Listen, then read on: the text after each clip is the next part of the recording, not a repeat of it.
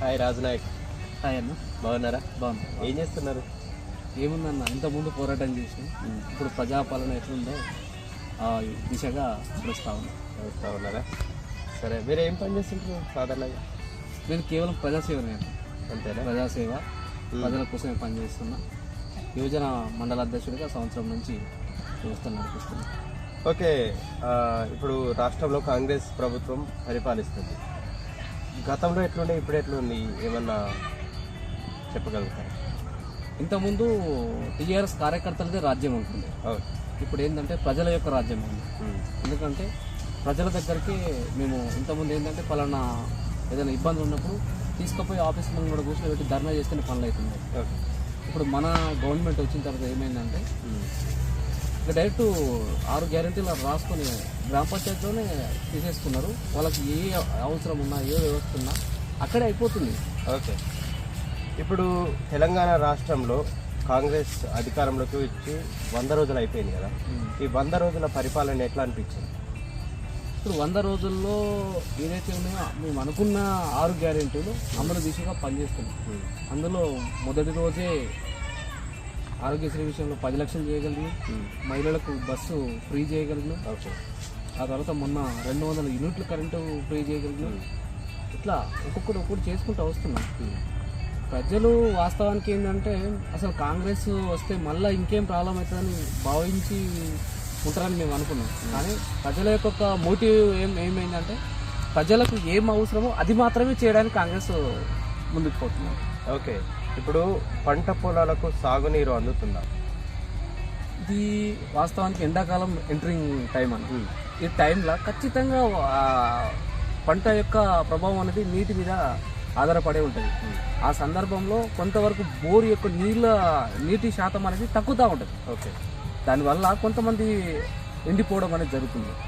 కానీ దానికి కాంగ్రెస్కి సంబంధం లేదు. అది ప్రకృతి యొక్క వల్ల జరిగిన చిన్న దానివల్ల జరగచ్చు. కానీ కాంగ్రెస్ వల్లనే పంటలు ఇదైపోవడం, పడైపోవడం అనేది జరగదు. మనము ఏదైతే అనుకున్నామో ఉచిత విద్యుత్తు అందరికంటే మనకు 24 గంటలు అనుకున్నాము. 1 గంట వెనుక ముందు కానీ తక్కువ ఎక్కువ కానీ ఖచ్చితంగా మనకు కరెంట్ ఇవ్వగలుగుతున్నాం. అంటే గతంలో బీఆర్ఎస్ ప్రభుత్వం ఉన్నప్పుడు కూడా రైతులు పంటలు తగలబెట్టుకున్న సందర్భాలు కొన్ని ఉన్నాయి. ఇప్పుడు ఎక్కడో ఒకటి అరాకొరా జరుగుతుంటే దాన్ని హైలైట్ చేసి చూపిస్తుంది. దీనిపై మీ అభిప్రాయం? మూర్ఖులు అన్నారు. మూర్ఖులు అంటే ఏంటంటే దానికి దేనికి ఎట్లా ఆనందపడాలో తెలియక ఏ రకం ప్రజలకు తప్పుదోవ పట్టించడానికి. ఇప్పుడు మొన్న నేను కూడా చూసినాను, ఒక మన ట్రాన్స్ఫార్మర్ ఎత్తుకొని పోతున్నారు. ట్రాన్స్ఫార్మర్ కాలిపోయిందన్న. అది కాంగ్రెస్ ఉన్నా, టీఆర్ఎస్ ఉన్నా, బీజేపీ ఏ గవర్నమెంట్ ఉన్నా కాలిపోతే తీసుకోపోయి పెట్టాల్సిందే. దానికి కాంగ్రెస్కి ఏం తప్పన్న? లోకల్ గా ఉండే అక్కడ ఉండేటోళ్ళు వాళ్ళకు అవసరం ఉన్నా తీసుకోపోతారు. ఇంకోలేని బోరు బండి తీసుకోపోతారు అని వాడిని పొలంలో నీళ్లు తక్కువైనాయి అని బోరు మోటార్లు వేయించుకోవాలి. అది ఎల్లకెళ్ళైనా తీసుకోపోవాలి. దానికి కాంగ్రెస్ కి ముడిపడితే ఎట్లా అన్న? కాంగ్రెస్ విషయంలో నీకు ఎక్కడైతే పొరపాటు దాన్ని అడగాలి.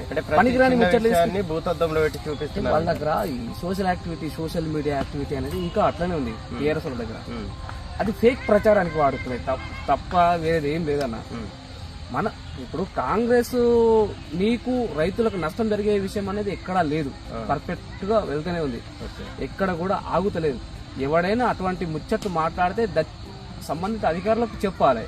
పట్టిగా ఫేక్ మెసేజ్లు పెట్టుకుంటూ చేసుడు అనేది వేస్ట్ అన్న. దానివల్ల లాభం ఏం లేదు. ఓకే, 100 రోజుల్లో పూర్తి చేస్తానన్న 6 గ్యారెంటీలు ఎంతవరకు పూర్తయినాయి ఇప్పటి వరకు మనం 4 కంప్లీట్ చేసినాం అన్న. ఒకటి మనకు ఇప్పటి వరకు మనకు మిగిలింది ఏంటంటే 2500 ఏదైతే మహిళలకు ఇస్తామన్నామో అదొకటి పెండింగ్ ఉందన్న. నిన్న కూడా రేవంత్ రెడ్డి గారు మాట్లాడారు దాని గురించి. ఏమని చెప్పారంటే దాని గురించి కూడా మేము త్వరలోనే మహిళలకు అందించే ప్రయత్నం చేస్తున్నామని చెప్పి. దాంతోపాటు ఇందిరం ఇళ్ల కోసం 5 మందితో కమిటీ ఏర్పడుతుందన్న త్వరలో. 5 మంది కలిసి అక్కడ ఎవరికి ఇవ్వాలి అనేది, ఎవరు లబ్ధిదారులు అనేది నడుస్తూ ఉందన్న. ఆల్మోస్ట్ 6 గ్యారెంటీలు ఖచ్చితంగా అమలు అయితే దాంట్లో వేరే ముచ్చట్లేదు.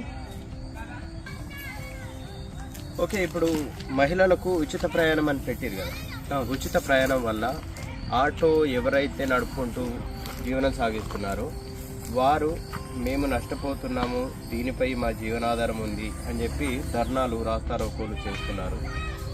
కొన్ని సందర్భాల్లో మనం చూసినాం, ఆటో తగలబెట్టుకున్న సందర్భాలు కూడా ఉన్నట్టు మనం చూసినాం. దీన్ని మీరు ఎలా తీసుకుంటారు? దీనికి సమాధానం ఏమిస్తారు? ఇప్పుడు అన్న ఉచితంగా మహిళలకు బస్సు ఫ్రీ ఇస్తున్నాం. దానివల్ల కర్ణాటకలో కూడా క్లియర్ కట్గా నడుస్తుందన్న. అక్కడ నుంచి తీసుకున్న పథకం ఇది. ఆటో వాళ్ళకు నష్టం జరుగుతుందన్న అవాస్తవం అన్నది. వాస్తవానికి ఏంటంటే మనము గవర్నమెంట్ ఏర్పడిన 3 రోజుల తర్వాతనే టీఆర్ఎస్ వాళ్ళు స్టార్ట్ చేసిన ఒక స్టంట్ అది. ఎందుకంటే వాళ్ళకి ఏది చెప్పుకోవడానికి లేక తయారు చేసిన స్టంట్ అది. ఆ గేమ్ లో భాగం తప్ప వేరే ముచ్చటేం కదన్న. అయితే వాళ్ళు ఇప్పుడు ఆటో వాళ్ళకు మీరు ఏదైతే అంటారో, వాస్తవానికి ఆటో వాళ్ళకు 10 లక్షల రూపాయల ఇన్సూరెన్స్ కల్పించింది. 12,000 రూపాయలు ప్రతి సంవత్సరానికి ఎన్నికలకు ముందు జరిగింది కదా.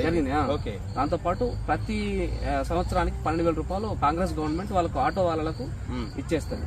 దాంతో పాటు చిన్న చిన్న పల్లెటూర్లకు బస్సులు లేవన్న. అంటే బస్సులు ఉన్నా కూడా అది ఒక ట్రిప్ పొద్దున సాయంత్రం ఉంటుంది అన్న. అటువంటి ఆటో వాళ్ళకి ఎవ్వరు కూడా ఏ ఇబ్బంది లేదు. ముఖ్యంగా గృహిణులకు ఎక్కడైనా పోయినా కూడా ఈ ఆటోలనే ఉపయోగించుకుంటారు. ఎవరికి ఉపయోగపడుతుంది ఉచిత బస్సు? ఎక్కువగా మన ఏదైతే ఎంప్లాయీస్ ఉమెన్స్ ఉంటారో వాళ్ళకు, బాగా దూరం వెళ్ళే మహిళలకు ఉపయోగపడుతుంది. దానివల్ల వాళ్ళ ఆటోలు ఎక్కే పరిస్థితి ఉండదు. ఆటోలు ఎక్కితే ఒక్కొక్క దానికి 50 నుంచి 100 రూపాయలు ఇదవుతుంది. బస్సులు దాన్ని వాడుకుంటారు. దానికి కావాలని ఏంటంటే ఇష్టం. మీరు చూసారు కానీ కేటీఆర్ మొన్న ఎక్కిన దానికి, అది బస్ ఆటో కూడా ఇక్కడిది కాదు. దానికి కెమెరాలు కట్టుకొని అంత స్టంట్ అన్నది, స్టంట్ అంతే తప్ప ఎవరికి ఏ ఇబ్బంది లేదు ఈ విషయంలో. ఓకే, రాష్ట్ర ప్రభుత్వం పడిపోతుంది అని బీఆర్ఎస్ పార్టీ వాళ్ళు కొందరు కామెంట్స్ చేస్తున్నారు. దీనిపై మీరేమంటారు? కాకి శాపనార్థాలని చెప్తాను నేను. కాకి శాపనార్థం చేస్తాను. మనిషి చనిపోతే నాకు పిండం పెడితే తింటామని. ఎప్పుడు కూడా చనిపోయిన దానికి ఎవరైనా పిండం పెడితే కాకి అందుకోవచ్చు, కానీ బతికున్న మనిషి చచ్చిపోతే నాకు పిండం పెడతానంటే ఆలోచిస్తే ఏముందన్న. ఆయనకి నడవలేని పరిస్థితిలో ఉన్నాడు. ఆయన ఎప్పటికీ బోర్ల బొక్కల పడి ఉన్నాడు, వీల్ చైర్లో తిరుగుతుండు. అటువంటి దానికి మనము ఇప్పుడు పడిపోతే నేనే వస్తా పడగొడతా 3 నెలలైంది. మరి నువ్వు పడగొట్టే మగను అయితే ఏం పడిపోయింది? మల్లారెడ్డి ఆగం అవుతుండు. కాంతారావు ఆల్రెడీ కలిసిపోయిండు. ప్రతి ఒక్కరు కాంగ్రెస్ అనుకుంటే తెల్లారి వరకు మొత్తం తీసుకునే పరిస్థితి చేస్తుంది. కాకపోతే అది కాదు కదా. ప్రజాపాలనలో ఖచ్చితంగా ప్రతిపక్షం అనేది హుందాగా వ్యవహరించినప్పుడు మాత్రమే ప్రజలకు ఏం చేయాలనేది మనకు కూడా అర్థమవుతుంది. కాంగ్రెస్ అంటేనే ప్రభుత్వంలో ఉండే ఏదైతే ప్రజలు ఉన్నారో వాళ్ళకి సంక్షేమం కోసం ఆలోచిస్తారు తప్ప ఏదో కాకి శాపనార్థాలకు భయపడు ఇబ్బంది పడు అనేది జరగదు. ఓకే, ఇప్పుడు రాష్ట్ర ప్రభుత్వం మారిన తర్వాత ప్రభుత్వ అధికారుల తీరు ఎట్లుంది అంటే అప్పుడు ఎట్లుంది, ఇప్పుడు ఎట్లుంది? అధికారుల తీరు వాస్తవానికి కార్యకర్తలకు రాజ్యం లేదన్నది. కాంగ్రెస్ అంటేనే అధికారులకు ఎక్కువ విలువ ఉంటుంది. ఎందుకంటే మంచి చదువుకున్న ఐఏఎస్లు ఐపీఎస్లు గ్రూప్ 1 గ్రూప్ 2 గ్రూప్ 3 ఏదైతే ఈ స్థాయి ఆఫీసర్లు ఏవైతే ఉన్నారో వాళ్ళతోటే కాంగ్రెస్ ప్రభుత్వం వాళ్ళతో ఆలోచించి రిటైర్డ్ జడ్జిలతో ఆలోచించి మాత్రమే వ్యవస్థను నడిపిస్తుంది. అధికారులకు బ్రహ్మాండమైన విలువ వచ్చింది. 1 తారీఖు జీతం పడుతుంది. వాళ్ళకి డిఏలు మొదలైనవి. మొన్న ఆర్టీసీ వాళ్ళకు కూడా వాళ్ళకు కావాల్సిన అవి కూడా ఫిట్మెంట్ కూడా రెడీ చేస్తారు. అధికారులకు బ్రహ్మాండమైన విలువ వచ్చిందన్న. స్టేషన్ కొత్త ఇంతకుముందు పోతే ఒకటి ఏదైనా టీఆర్ఎస్ కార్యకర్తను ఒప్పుకోవాలన్నా ఇప్పటికిప్పుడు మీరు వెళ్ళండి రండి, ఎవ్వడు అవసరం లేదు. నువ్వు పోయి పిటిషన్ పెట్టగానే నీ సమస్య ఏందని తెలుసుకుంటారు, పంపిస్తారన్న. ఇంకో కార్యకర్త అవసరం లేదు. కాంగ్రెస్ కార్యకర్తగా నేను గొప్పగా చెప్పుకుంటున్నాను. నాతో అవసరం లేకుండా పని చేసుకుంటారు అన్న. దట్స్ కాంగ్రెస్ అన్న. ఓకే, ఓవరాల్గా కాంగ్రెస్ పాలనపై ప్రజలు ఏమనుకుంటున్నారని మీరు అనుకుంటున్నారు? ఓవరాల్గా ఏంటంటే వాళ్ళు కొంచెం ఇంతకుముందు డైలామా నుంచి డైలాగ్లోకి వచ్చేసారు. కాంగ్రెస్ అంటేనే ప్రజలతోటి ఉండే పార్టీగా, ప్రజలతోటి ఉండే వ్యవస్థగా భావిస్తారు అన్న. ప్రజలకు ఏం కావాలనేది తన ఇంటి దగ్గరికి పోయి తెలుసుకున్నాక ఇంకేం వస్తుంటుందన్న. ప్రజలు ఇంతకుముందు లెక్క రోడ్డు మీద ధర్నాలకు రాష్ట్రాలకు వస్తలేదు, మీరు గమనించలేదు ఈ మధ్యలో. రెండోది ఏంటంటే ప్రజలకు ఎంతవరకు అయితే న్యాయం చేయగలుగుతామో అంతవరకు న్యాయం చేయడానికి కాంగ్రెస్ పార్టీ సిద్ధంగా ఉందన్న. ప్రతి వర్గం నుంచి ముందుకు పోతున్నా. మన డిఎస్సి కంప్లీట్ అయ్యారు, డిఎస్సి స్టార్ట్ చేశారు, టెట్ స్టార్ట్ చేశారు. మా లాస్ట్ టైం పెట్టిన కానిస్టేబుల్కి కూడా ఇంతకుముందు చేసిన మన గురుకుల స్కూల్ టీచర్లు కూడా అందరికీ ఇచ్చేసారు అన్న, జాబ్లు ఇచ్చేసారు. ఇప్పుడు మొన్నటి మొత్తం 36,000 చిల్లర పోస్టులకు వాళ్ళు. ఈ విషయంపై బీఆర్ఎస్ ఏమంటారు అంటే మేము ఇచ్చిన నోటిఫికేషన్లకు వాళ్ళు ఉద్యోగాలు ఇచ్చి మేమే ఇచ్చినామని చెప్పుకుంటున్నారు అంటున్నారు. ఇప్పుడు అది ఆ మాటకు వస్తే అన్న, ఎప్పుడు కూడా వ్యవస్థలో ఏమవుతుందంటే ప్రభుత్వము నిరంతరం నడుస్తూ ఉన్నప్పుడు నువ్వు చేసుకోవచ్చు కదా అంతకుముందే.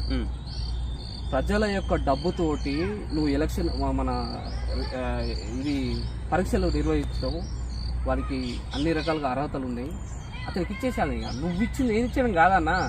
ఇప్పుడు దాన్ని క్యాన్సిల్ చేయమంటావా? చేత కదా. ఎన్నికలకు ముందే ఉద్యోగాలు ఇచ్చేది ఉండే అంటారు మీరు. అట్లా ఇచ్చినా ఇట్లా ఇచ్చినా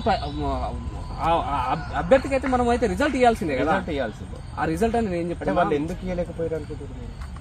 నేనేమనుకుంటున్నా అంటే వాళ్ళు ఏంటంటే స్టంట్ ఏమని ఏర్పాటు చేసిరంటే ఆ భయంలోనన్నా మాకు ఓటేస్తారని చెప్పేసి అనుకున్నారు.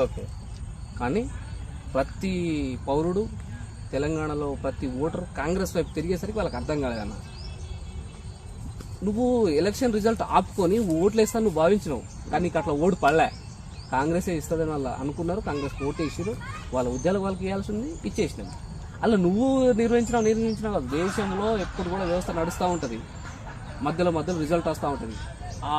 ఆ ప్రాసెస్లోనే వ్యవస్థ నడుస్తూ ఉంటుంది. దానికి నువ్వు ఇచ్చిన నేను ఇచ్చుకోవడం అనేది అది కరెక్ట్ కాదు.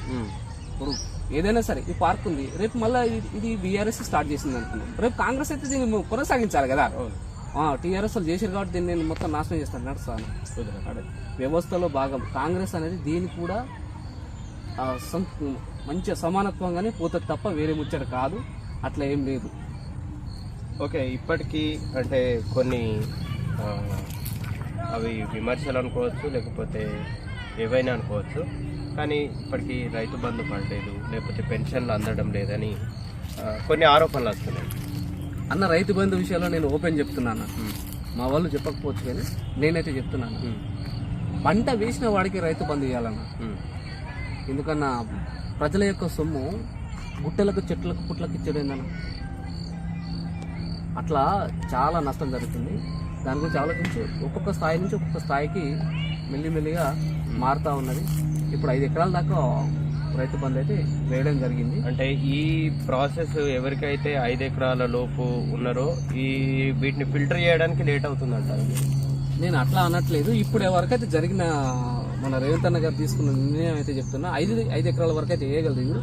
మరి నెక్స్ట్ తను నేను ఏం నిర్ణయం తీసుకుంటారు అనేది కూడా మాకు కొంచెం టైం పడుతుంది. అన్న కూడా మాకు లేదు. ఓకే, మొత్తానికి కాంగ్రెస్ ప్రభుత్వం తెలంగాణలో అధికారంలోకి వచ్చింది. అసలు ఊహించారు, ప్రజలు ఊహించలేదు, ఎవరు ఊహించలేదు, ఈవెన్ ఎమ్మెల్యేలు కూడా ఊహించలేదు. ఈ 5 సంవత్సరాల పరిపాలన ఎట్లా అందిస్తారని మీరు అనుకుంటున్నారు? ఈ 5 సంవత్సరాల పరిపాలన ఇప్పుడు కనబడుతుంది కదా. 6 గ్యారెంటీలు అమలవుతాయి అన్న. 6 గ్యారెంటీలు అమలైనాక ఇప్పుడు అన్న ఆన్ ప్రాసెస్లో జరుగుతున్నాను. ఆన్ ప్రాసెస్లో ఒక్కొక్కటి 100 రోజుల్లో అమలు చేసుకుంటూ రావాల్సి 4 చేసిన ఇప్పటికి.